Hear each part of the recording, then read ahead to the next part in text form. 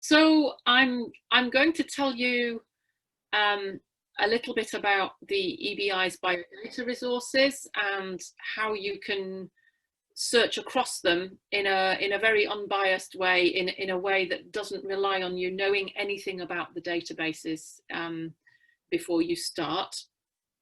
Let's see if, oops, here we go. I'm having a few problems advancing my slides, but I'm sure I'll get the hang of this.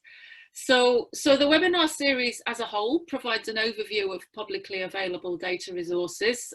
We have a really wonderful faculty now with a mixture of people from the EBI and people from our CABANA partner organisations. As you know, this forms part of the curriculum for the Master in Computational Biology at Universidad, but we're also making the training content openly accessible as part of the CABANA project.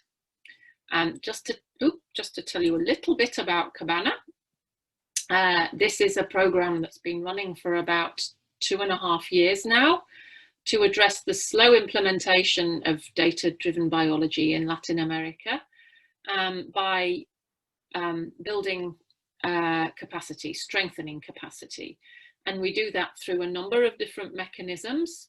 We've had a very successful program of research secondments where researchers from Latin American countries go either to another of our partner countries in Latin America or come to the UK and work with us for 6 months on a research project.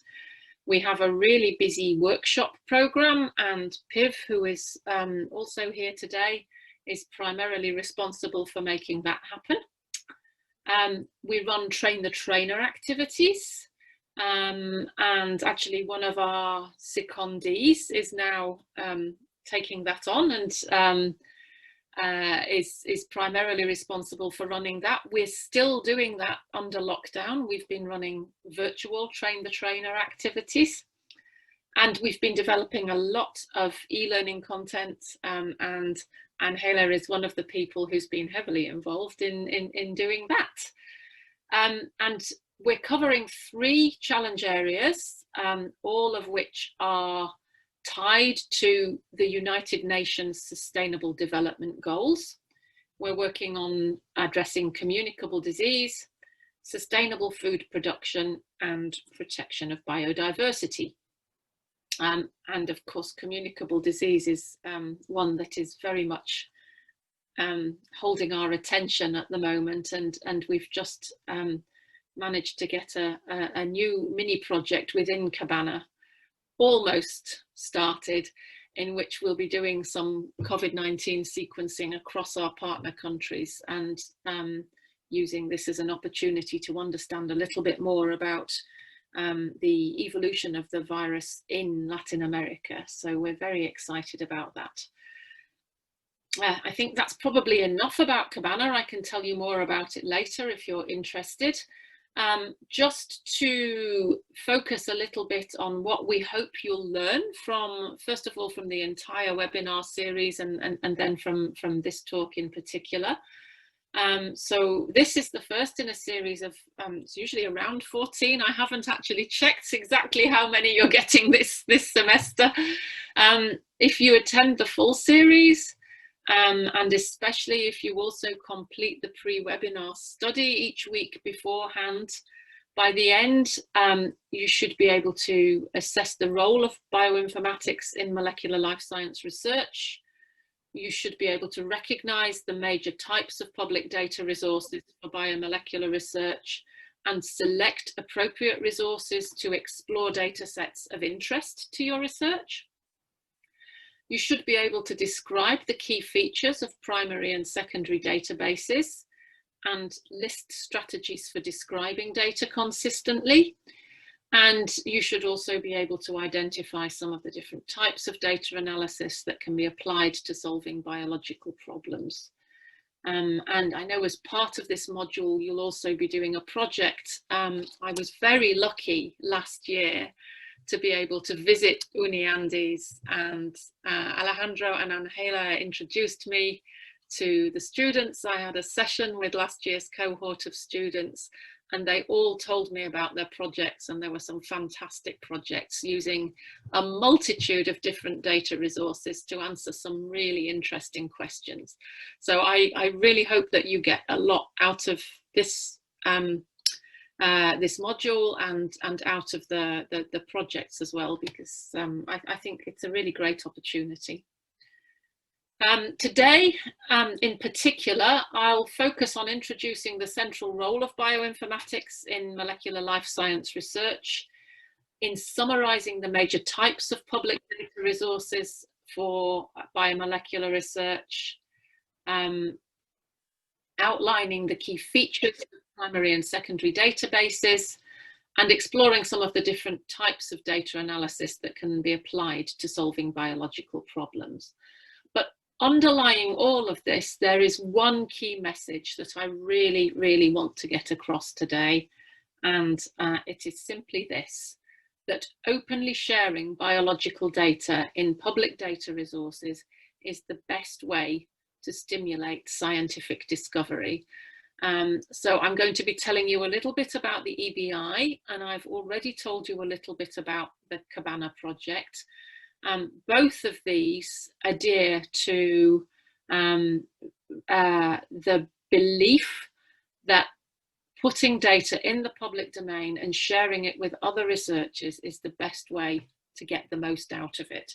And I would strongly encourage you to embrace this philosophy as you go through your scientific careers. I think it's proven over and over again to be a successful strategy that is in the best interest of science. And we've seen this very, very nicely over the last few months as scientists have shared data on COVID-19, shared their expertise, got an understanding of how the virus is interacting with human cells, gained an understanding of how variations in the host sequence can have an impact on your susceptibility to the disease or the severity of its presentation. And of course, we've also started to develop new vaccines and look at existing treatments that might help support people who are seriously ill. And this is exactly the sort of thing that's possible if you share your data appropriately and openly.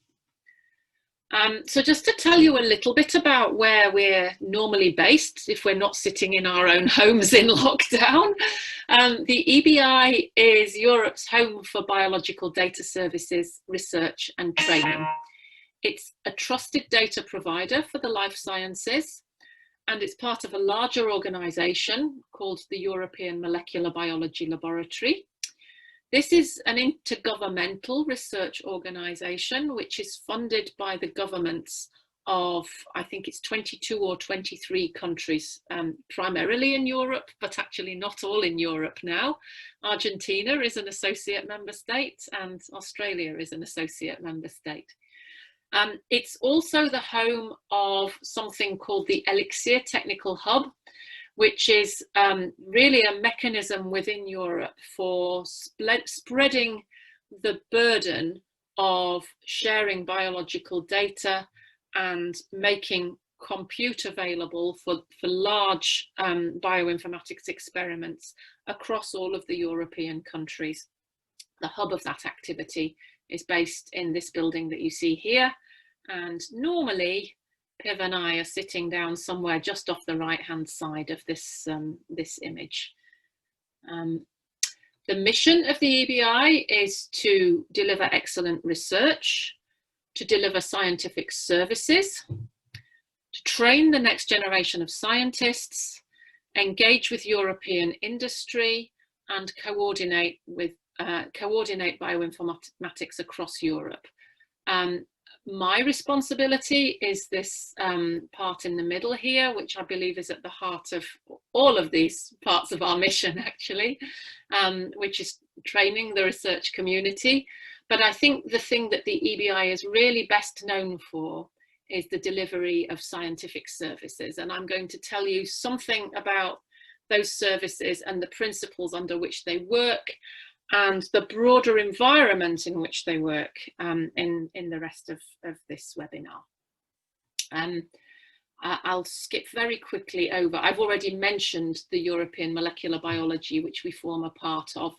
We're the only part that is completely computationally based.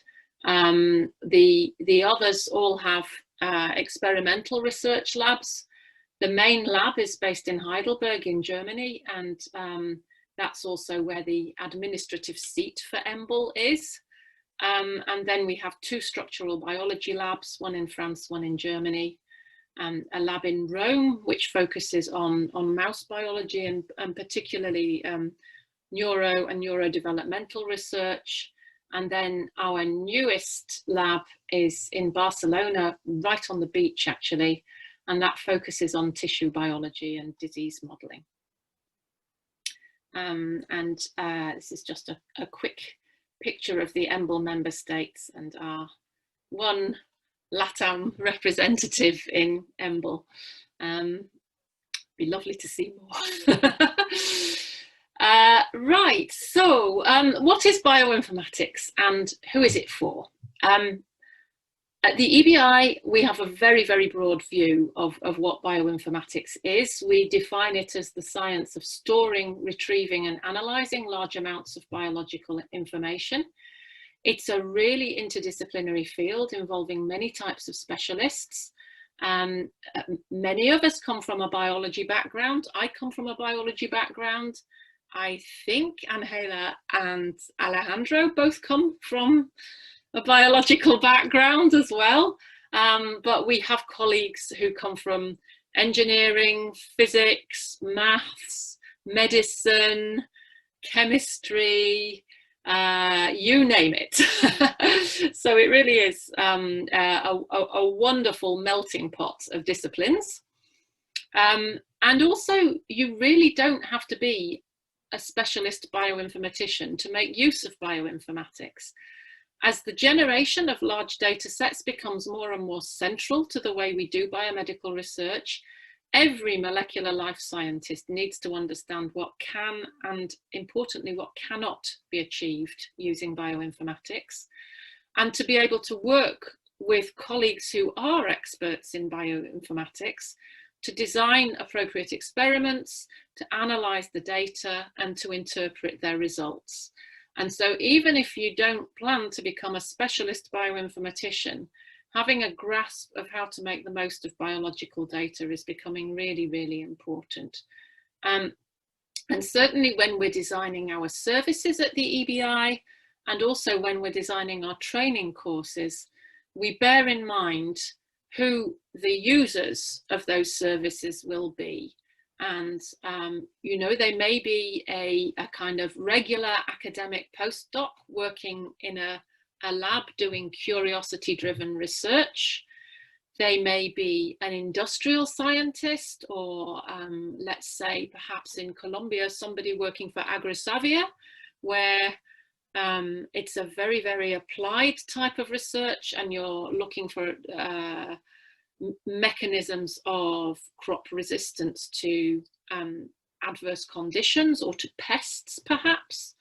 Or you may be working completely in a clinical setting, perhaps a clinician scientist who is looking to find biomarkers for a disease that they work on or for new therapeutics. And all of those types of professional use bioinformatics more and more. And they all tap in to this data cycle, which the EBI is also very much a part of. So the kinds of people I've just described are the people who primarily are generating the data, and they then submit their data to organizations like the EBI. And in Colombia, you may also be familiar with the National Center for Biotechnology Information in the United States, which we work very closely with. They are also a publicly funded institute with a mandate to gather data from around the world and make it publicly available. And it doesn't matter whether you submit your data to us or to NCBI or to several other organisations around the world. We have a joint responsibility to archive it, to work with the research community to classify the data, and to ensure that all of those data and the value-added information that we provide around that is then shared back to the research community, so that you can use it for your analyses, so that we can keep developing better and better resources. And so all of this data, which is way more than any individual lab or any individual institute can do useful things with, is all there for reuse by the research community at large. I'm just going to zoom in now on the data resources at the EBI, and some of the ones that you might expect to learn more about later in this module. Again, I'm embarrassed to say I should have done my homework, and I should have checked up on whether these are the ones that you are actually going to learn about this semester, but perhaps Piv and Angela and Alejandro could help me to correct this slide later if there are any inaccuracies. I think those are the ones. Okay, good, good. Those are the ones.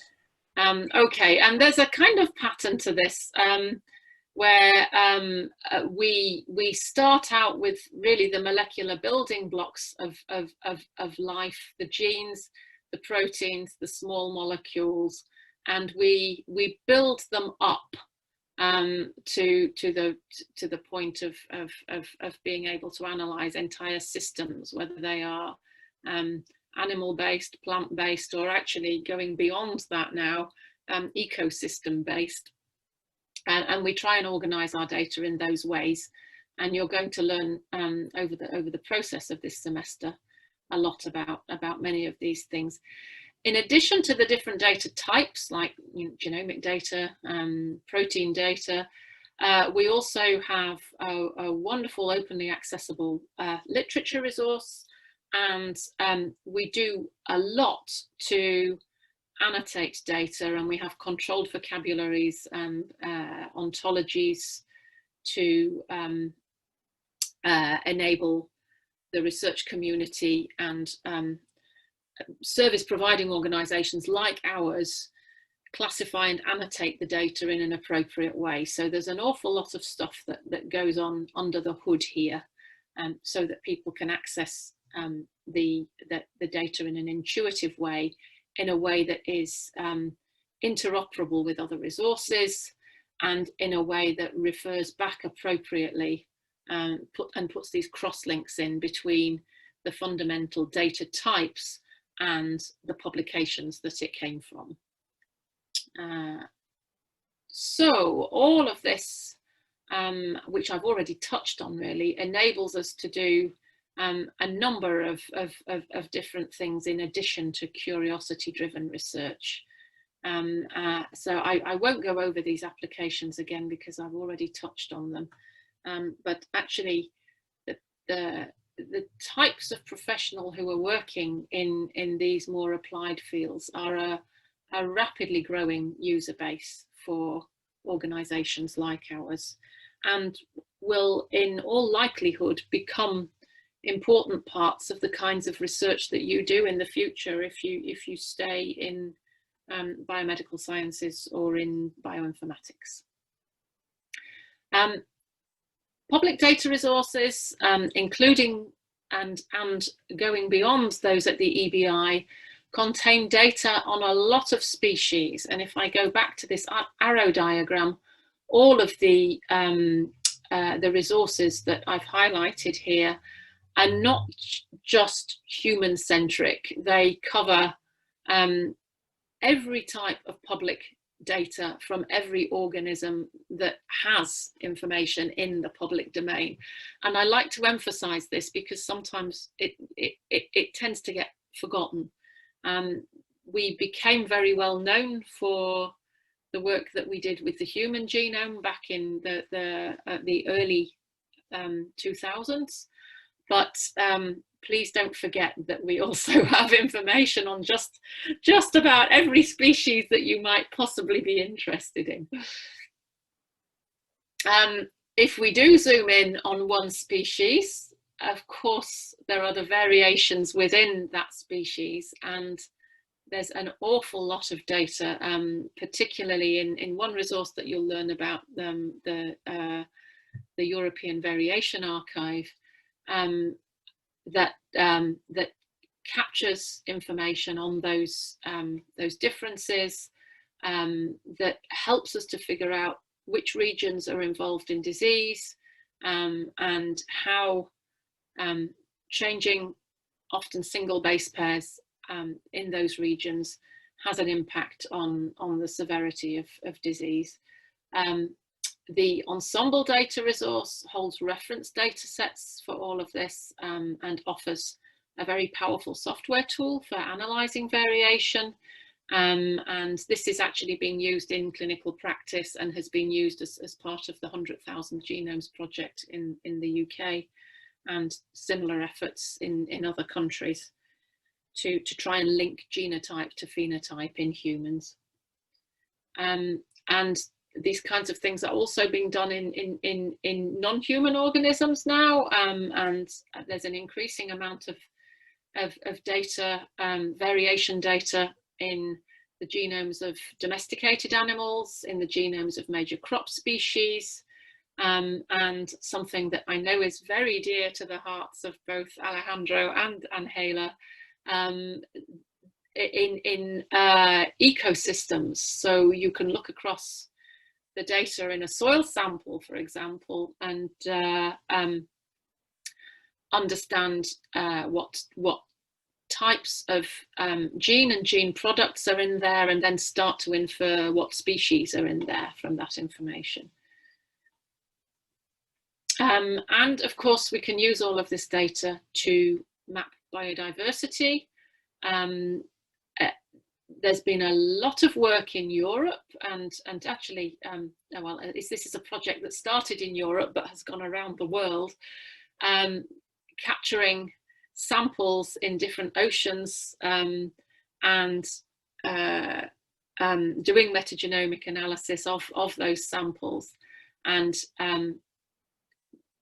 trying to at least get a feel for the genomic variation that exists in this huge interconnected system, so that we can start to understand it better and start to understand the huge variety of organisms that we really know nothing about.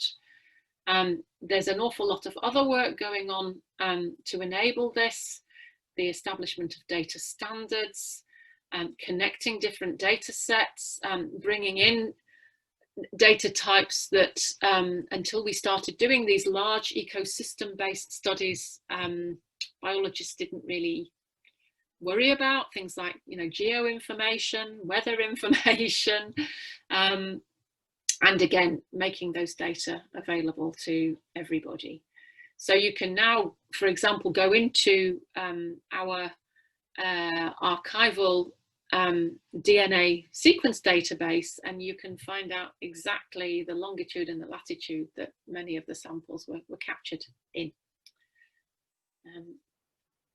Okay, I just wanted to say a quick word about the EBI's response to COVID-19 and the types of things that we're doing there, because it's very timely at the moment, and because it illustrates the kind of flexibility that is possible when you have a large varied body of data and the expertise around that.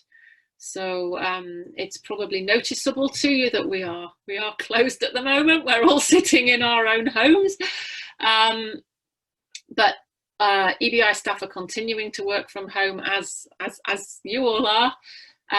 We have launched a collaborative space for sharing and analysing COVID data, and I've put some links in here so that if you're interested, you can go and explore the portal. It's possible to submit COVID-19 data to the portal, and we now have kind of national hubs in a number of countries who are submitting data to the portal. and there's information on how to become a collaborator and how to work with us to ensure that all of these data globally are made available in the way that most rapidly accelerates research so that we can get to grips with this pandemic. So this is the work that we've been doing with the research community, but in parallel to that, we've been working with the UK government to launch a science-led website for the general public. And this is called Coronavirus, the Science Explained, and these slides have a link to that website as well. This has actually been used by a number of other countries and translated into other languages. I did check, unfortunately, there isn't a Spanish version of it as yet, but maybe there will be in the future. And then, of course, in closer to my home, EBI Training is running a very lively program of virtual courses and webinars. You can train anytime using our free e-learning courses, and actually as part of this module, you'll be doing a lot of that anyway. A lot of us will be setting you homework that goes to the Train Online resource and makes use of that. But you can also browse the rest of the training program here. And I have to say, this is a really good time to do it, because we're offering a lot of the courses that we would normally be offering face-to-face in virtual mode. At the moment, we don't have registration fees because this is the first time we've done virtual training, and we wanted to make sure we'd got it right before we started to charge a fee for it. And even though we now have developed a fee structure and we're going to start charging a small fee again from September, the fees are very accessible. And of course, you don't have to pay for travel to come to the EBI. So this is a really, really good time to tap into virtual bioinformatics training, and not just at the EBI. Many of our collaborators, the Swiss Institute for Bioinformatics, for example, several of our CABANA partners are offering training courses. So do try and make the most of that, because there's a lot of really good freely available bioinformatics training material out there at the moment. And although we had a small interlude when we weren't recruiting staff, we're now recruiting staff, onboarding them from home, and we're still opening our PhD studentship and our postdoctoral fellowship programs. So we're very much open for business, even though our campus isn't open. And people are still joining us on a regular basis, and we're kind of deciding on an as-needs basis whether or not they need to move to the UK or whether they can stay in their home countries for the time being but still be a part of the EBI staff base. So to get to the crux of what I wanted to say today, why submit your data? Well, open science allows us to make the most of data that's been generated. It can often be used to answer questions that weren't raised in the original research. So it adds flexibility and creativity to the body of data that's out there. Publication in many areas actually now requires data to be deposited. So if you're planning to publish your data, your publisher will probably ask you to submit your data to an appropriate data resource. That's certainly true for DNA sequence data, for protein structure data, and for many other data types. And then I think this last one is really important. As an individual contributing to the public treasury of data, you also gain recognition as a good scientific citizen if you do this. It is part of your initiation, if you like, into the global community of researchers. And there are a number of global collaborations that ensure that data are shared in an efficient way across the globe. So at the EBI, we have the European Nucleotide Archive, but that is part of a collaboration with the NCBI and with DDBJ, which is called the International Sequence Database Collaboration. They exchange data every 24 hours. It doesn't matter which of those data resources you submit your data to, the underlying data set is synchronized every 24 hours. And which of those data resources you use as an end user of bioinformatics resources is really down to you. You will be tapping into essentially the same data set in each of those places. Oh, what have I done now? Oh, I've accidentally clicked on it. Let me see if I can get back to my PowerPoint slides. Sorry. The same is true for protein sequence data, for macromolecular structures, interactions, proteomics data, metabolomics data, and then genomic and clinical data. So that's worth bearing in mind, really, that there is a very well organized set of collaborations, ensuring that we really are making the most of public money to make all of these data available for you. Once we start talking about submission of data, I think it's important for me to explain the differences between a primary database and a secondary database. So the primary databases are those databases that you can, as a generator of research data, you can submit your data to. So at the EBI, it's things like the European Nucleotide Archive, Array Express, the Protein Data Bank. And if you're one of the very, very rare people who still does de novo sequencing of peptides, then you can also submit sequence information to the UniProt database. Most people working on proteins don't do it that way anymore. So those are the primary or archival databases. They're the ones that you can deposit data to. Whereas secondary databases are heavily curated. They're also known as knowledge bases. The data in them includes not only the raw data that have often come from the archival databases, but also a lot of value-added information, a lot of analysis and a lot of interpretation. So, for example, if you were to look at an individual protein in the UniProt knowledge base, you would find information around the domains in that protein. You would find links to any structures of that protein that had been solved. You'd find information on what we know about the function of that protein, its subcellular location, a whole raft of information like that. You'd also be able to find out very quickly what its orthologs were, what its paralogs were in the same organism. So all of that information is put together through a combination of automated and manual annotation. And so these are the ones that we call secondary databases or knowledge bases. And if you're working with a database, it's really good to know what kind of database you are working with, because the question you always need to ask yourself is, can I trust the data, and to what extent can I trust the data? Knowing if you're working in a value-added database, how the data have been analysed and how the conclusions have been drawn to get to the data that's being presented is quite important. You try and get out of the habit of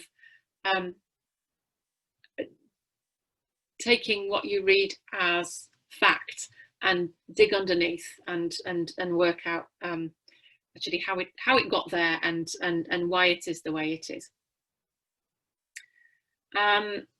So who uses EBI services? Well, they really are used around the world, and actually since we started the CABANA project, I'm delighted to say that when I look at this live map, and particularly when I look at this live map in the afternoons for me now, there are loads and loads of users in Latin America, and that makes me really, really happy. So we generate and we look after a lot of data, and there's a lot of demand for that data. And this, I'm not going to dwell on this, but this gives you a feel for the number of people that are accessing us, and the number of people we're training, and the number of petabytes of data that we're dealing with on a regular basis. So, I mean, really this slide is in here just to emphasize to you that bioinformatics really is big business now. So to move on to navigation of the EBI's data resources, I've already this morning presented to you a baffling array of acronyms and different data types, and I want to reassure you that you can start to dive into these data without having to know much about what's underneath, and literally all you have to do is go to the EBI website and start sticking your favorite gene or your favorite protein in this lovely big Google-like search box here. You can also use this main landing page of the EBI to find a whole list of tools and resources that the EBI provides. And if you happen to know which resource you're interested in, you can get to it very quickly that way. And you can also use this as a launch pad to deposit data of any type, so long as it's relevant to an EBI data resource. If you go to the tools and resources page, this is what you get. Again, you can search this. So this is a very long list, but if you happen to know the name of the tool that you're looking for, you can find it very quickly. If you don't know, but you know that what you're interested in doing is, for example, doing some protein classification, then you can browse by type of resource, and that will take you to all of the relevant resources and tools, and you can find the most appropriate one that way.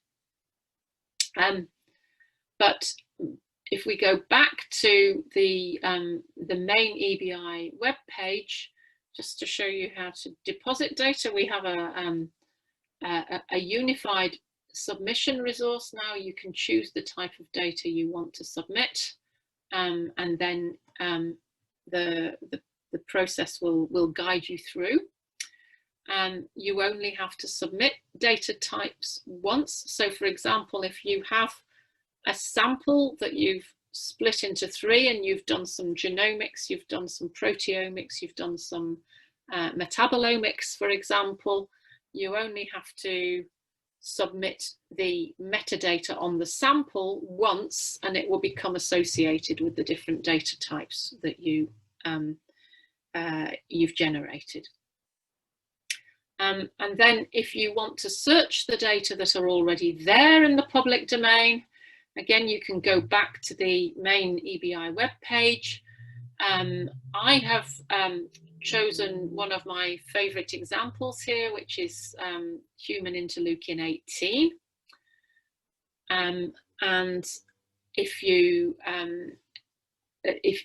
search on that, you'll get a summary page, which will take you straight to a gene and protein summary for human interleukin, and you can actually see a quick summary of the kinds of data in all of the other data resources there. So if at this point you think, oh, well, actually, what I'm interested in is what interleukin 18 interacts with, or the signaling pathway that it's involved in, you can just hop straight over there. You don't have to, start with the gene or start with the protein sequence. You can launch off in different directions. Filter your results in any way you like. But if you are interested in the gene, you can go straight to the gene, and this essentially is pulling data from another data resource, the ensemble data resource, which you'll learn more about later in this semester. And so you don't see all of the ensemble data here, but you see key data. You see how many SNPs the gene has. You can see its orthologs and paralogs, regulatory elements. There's a graphic showing where it is on the genome. And you've got these very nice facets down this side. So you can then move without going back to that search result page. You can move through and you can look at, you can either go and find out more about the gene in ensemble, or you can go to the expression page, or in this case, I've gone to the protein page. Again, you've got some nice quick summary information about the interleukin-18 protein here. And if you want to know more, you can go into the UniProt data resource and see the vast array of information that UniProt has on interleukin-18. Same again with the protein structure. This is just one of the protein structures, but you can see that there are 13 protein structures available. And so this gives you a launch pad to explore the protein structure. If you don't find what you need to find here, again, for each of these structures, you can go and view the data, and you can download the raw files from PDBE. And then finally, you can go to the literature page.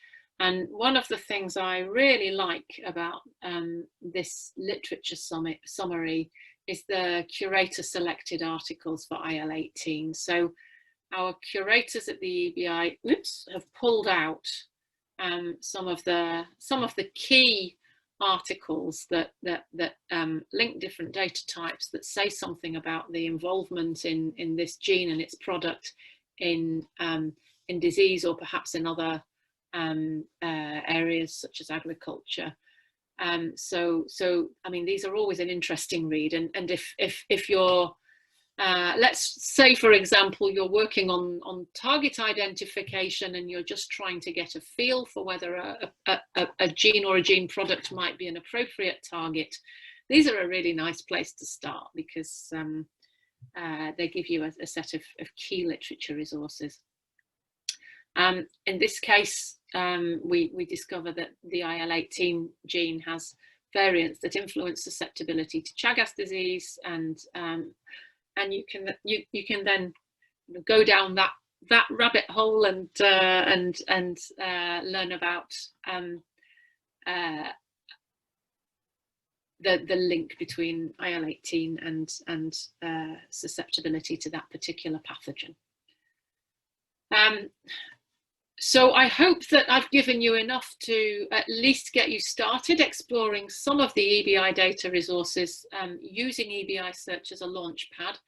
You can do so much more with this, and you guys are doing a master's in computational biology, and I know many of you have programming skills.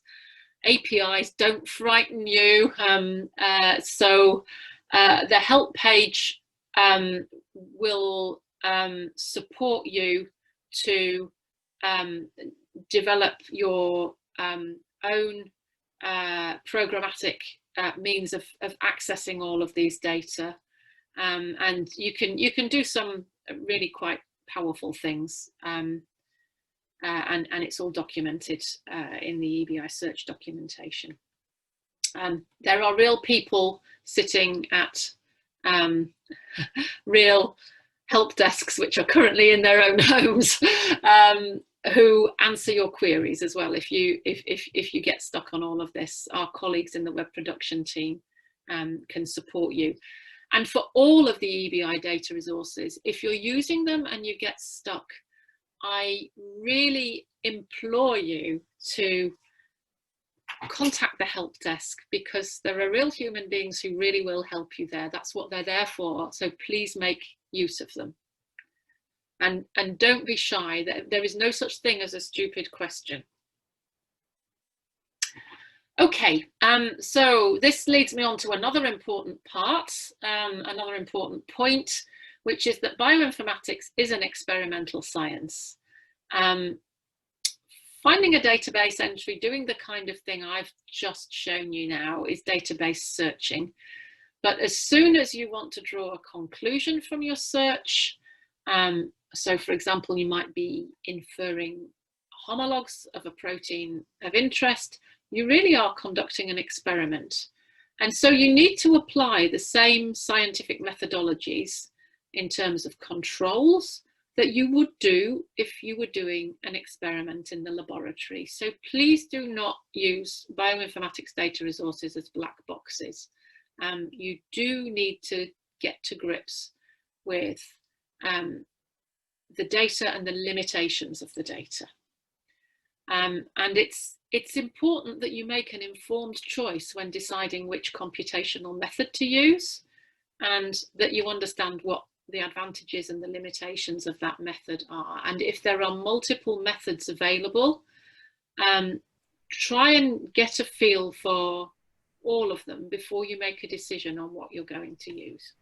Sorry, Cath, to briefly interrupt there. So there's one question, but before that, I wanted to also comment on that as bioinformatics as an experimental science.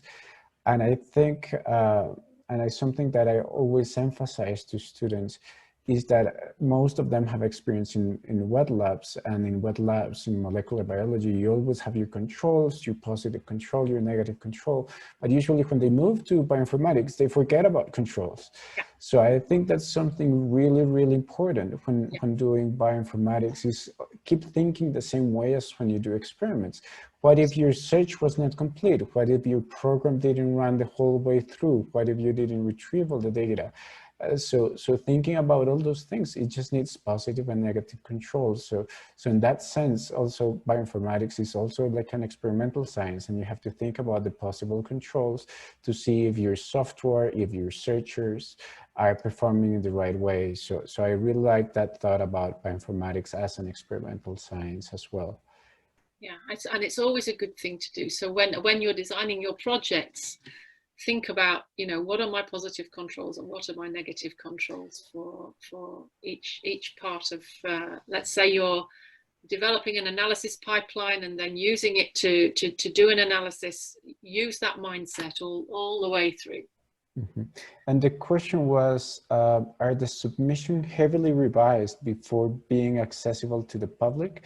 Does the EBI assure its users that all the data found in the databases come from bioethical projects, or I guess just what type of filtering or revision has the data before going public? Yeah. So when you submit your data, it goes to a curator and it is checked by the curator.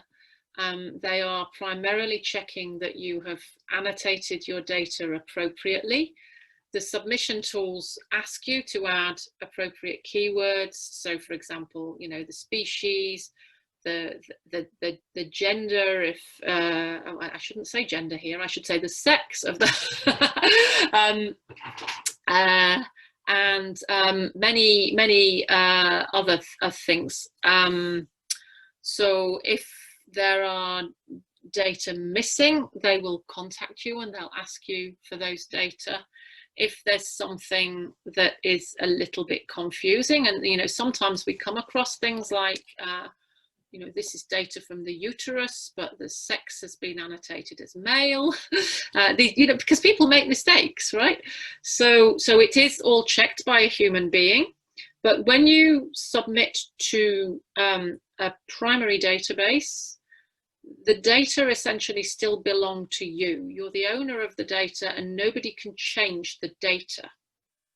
And so there's this kind of careful balance where the curator is making sure that you have annotated your data appropriately, but they're not going to do anything to the data itself. The metadata, perhaps they'll be nudging in the right direction, but not the data. When you submit it for most, if not all, of the public data resources, certainly the ones at the EBI, you don't have to make the data publicly available straight away. If your data are part of a publication, for example, they'll be put into a private space, and The only people who will be given access to it are the submitters and the people who review your paper for you.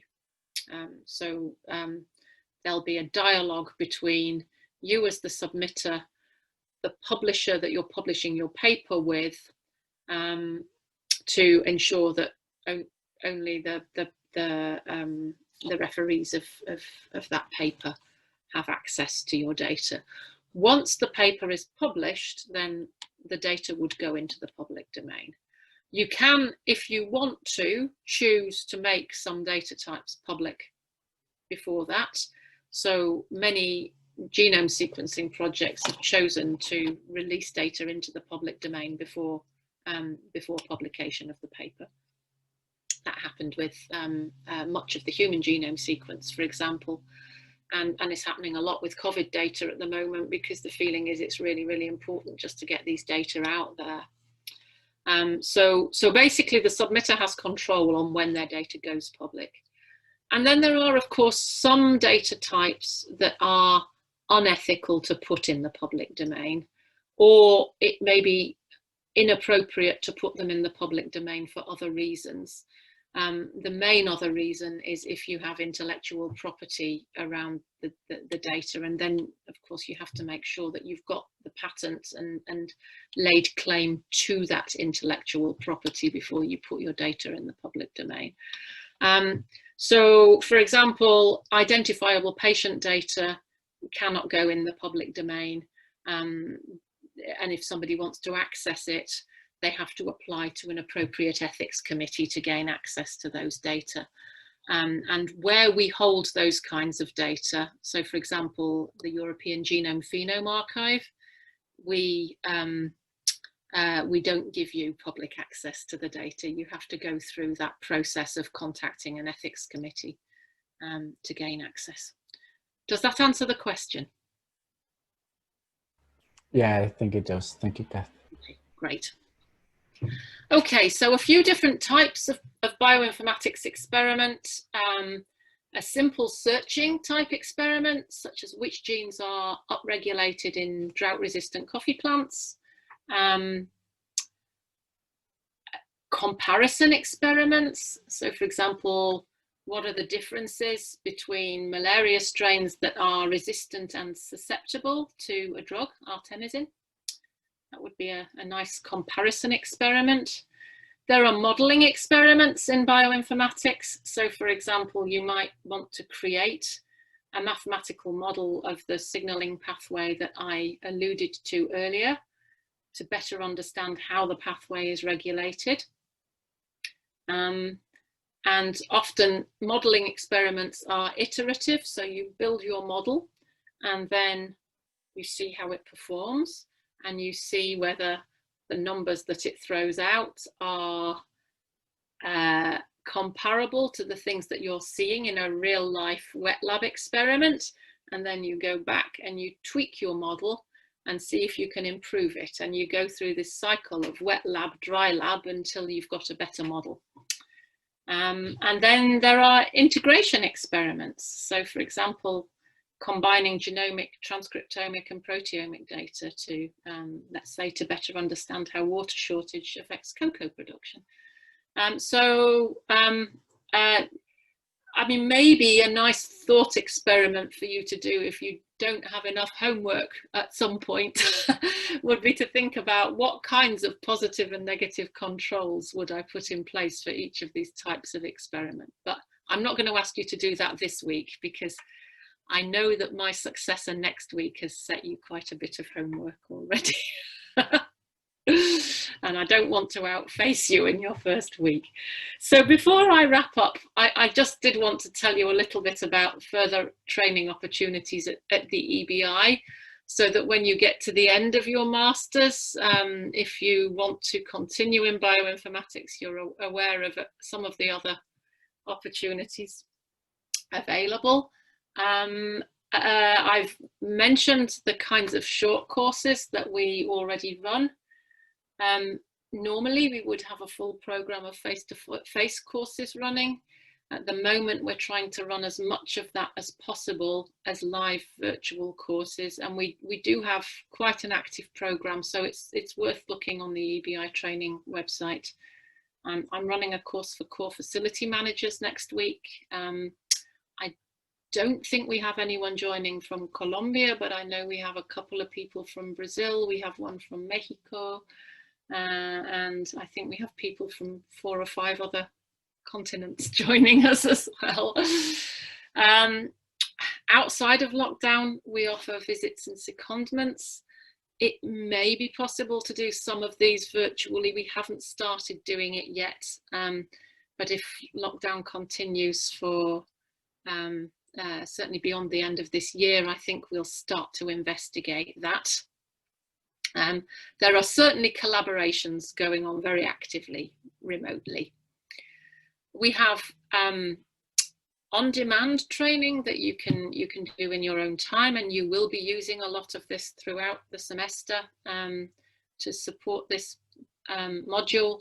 And then we also offer support to trainers, and actually it's this program that Alejandro and Angela have tapped into over the last few years, and it's how this collaboration really got started actually. So that's what we do in terms of short training activities. We also have a very active and internationally renowned PhD program offering first-class training. It's highly international. Our PhD students get dedicated mentoring. The focus is on gaining early independence in research, and it's really considered to be Europe's best-in-class PhD program for the life sciences. At any one time, we typically have about 300 students from 40 countries. They're not all at the EBI, that's spread across EMBL's 6 sites. But the EBI does have a very large and active cohort of PhD students. And then at the EBI, our graduates gain their degree from the University of Cambridge. All of the EMBL sites have an affiliation with their local university. So in Germany, it's Heidelberg. Here, it's Cambridge, and so on. If that's something that's of interest to you, then there's a link there, and you can find out more about the PhD program. So, Cath, I just wanted to mention 2 questions that I got here. The first one is, any advice to promote Latin American and Caribbean database info for PETA biodiversity info, still with undiscovered resources? I guess that's something that we're really keen in the CABANA project to. I guess one question is how to encourage to generate more data about all that diversity that we have that is still unknown. And the second is how to take advantage of the data that's been generated. That's already there. Yeah, so I think sometimes there's a little reticence about putting the data in the public domain. So I'm aware of some very, very nice data sets that have been generated and that are enabling the labs who've done the work to understand the ecosystems that they're working in. But sometimes there are blockages to getting it in the public domain. There are some very interesting and challenging questions around the Nagoya Protocol and benefits sharing. And this is a field that's moving quite quickly, actually. So until recently, we didn't really consider data as being part of the Nagoya process, but that's changing and is something that we have to be very mindful of. So for those of you who are involved in, for example, going to national parks and sampling, it's very, very important to get the appropriate permissions in place before you collect the data, and to ensure that the benefits sharing is handled in an appropriate way for your institution, for your national situation, and and you know, in line with whatever regulation is in place. So it's quite a challenging area at the moment. But making sure that you've got all the permissions in place up front, even if it takes a frustratingly long time to do, so that then when you have generated the data and you have got your exciting results, you can publish them, I think is the best way to deal with this. Thank you, Kath. The other question is, what type of opportunities does the EBI offer for students that have just finished their undergrad? And I wanted to complement that question in the sense that sometimes I had the feeling, or based on my experience, that sometimes students here finishing undergrad may have almost the same ability in terms of lab experience and class experience as sometimes master students elsewhere may have. So they have very good backgrounds, and you see like this time, like half of the students are still undergrad students. And they're already taking these courses, they already know some programming, they already know some bioinformatics. And I usually see that a lot of the promotion of courses is like PhD level and above. But I think in our countries, reaching out to those like high advanced undergrads, early masters, it's also a big potential. Yeah, no, I totally agree with that.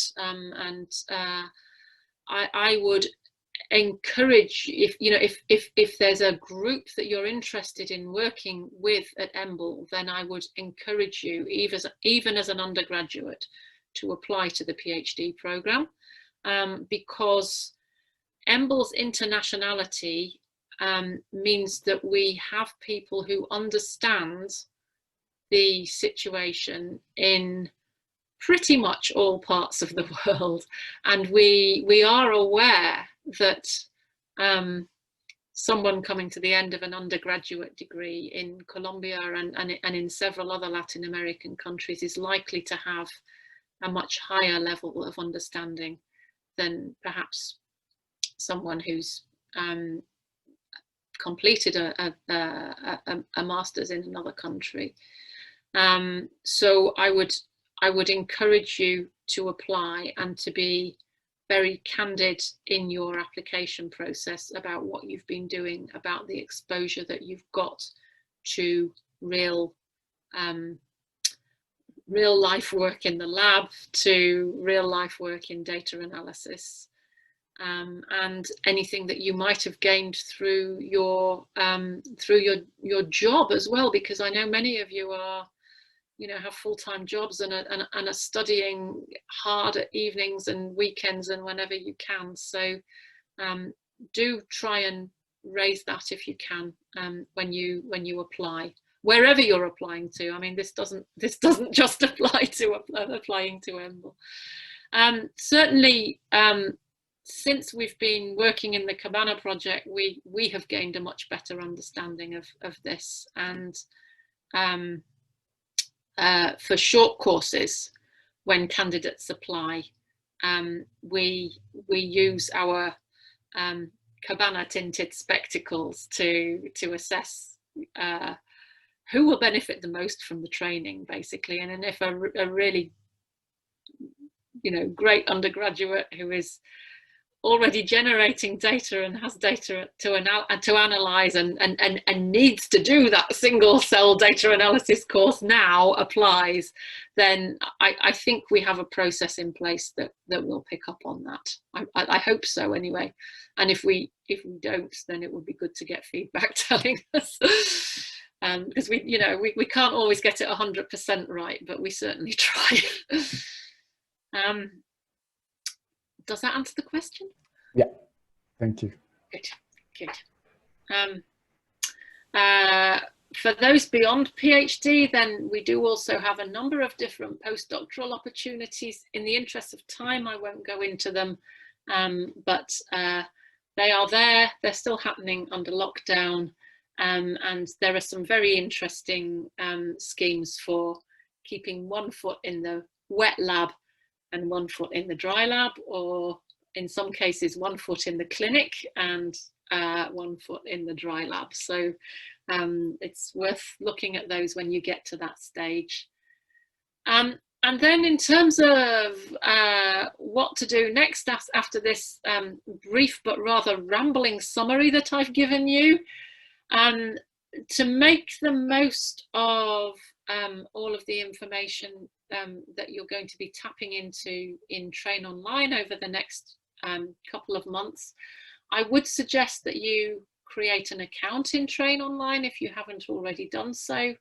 The link is there.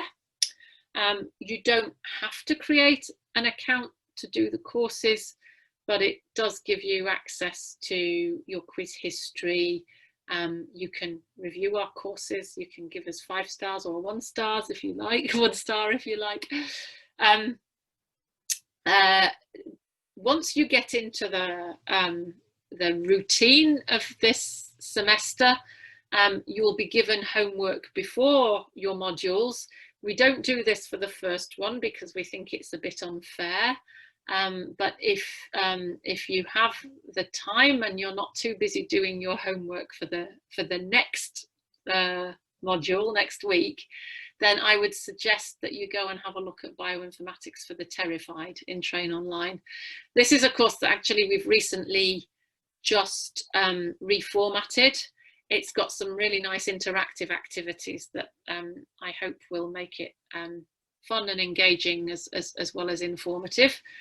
And if you do everything and go off in all of the follow all the links and then watch all the videos and all of those things, then it's probably going to take you around 3 hours, maybe a little bit more than 3 hours to complete. It'll talk you through some of these types of bioinformatics experiment that I've described, and there are some use cases and some exercises that you can play with to give you a feel for some of those exercises. And then if you have any questions, please do post them on the Slack workspace. I do check Slack on a regular basis, so I can answer questions on Slack. And you'll be using this throughout the semester to interact with all of your trainers and facilitators.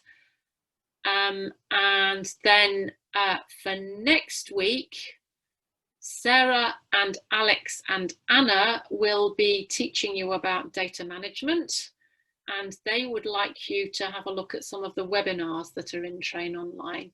And I have actually deliberately avoided telling you about data management and about the FAIR principles, which we're all trying to adhere to now, because I didn't want to stray into territory that Sarah and Alex and Anna will almost certainly go into next week. So please do have a look at those webinars. I think there are some additional activities that you can do associated with those webinars, but that's not essential. That's for if you would like to do it, if you would like to read around the subject. And if you have questions, please post them on Slack by Tuesday the 18th so that they can do their best to address them when they meet with you on Thursday the 20th. And with that, muchas gracias por escuchar. And I'm very happy to take any questions.